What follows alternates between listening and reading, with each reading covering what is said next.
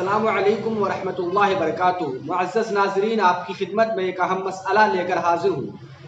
सवाल ये होता है कि किसी शख्स ने खून टेस्ट कराने के लिए खून निकलवाया और उसे शीशी में रखकर जेब में रख लिया, या इसी तरह पेशाब की थैली को जेब में रखा, या शराब की शीशी या पाउच या उसकी थैली को जेब में रखा और नमाज पढ़ लिया, तो क्या उस शख्स की नमाज होगी? तो उसका जवाब ये है कि ऐसे शख्स की नमाज नहीं होगी।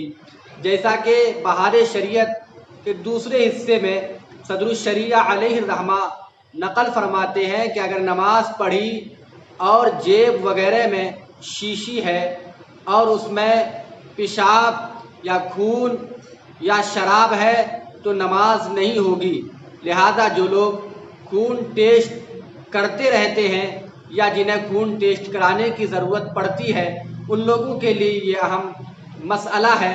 लिहाजा मुझे उम्मीद है कि इस मसले को आप खुद भी समझ गए होंगे और दूसरों तक पहुंचाकर उन्हें सही मसला सीखने का मौका फ़राहम करेंगे।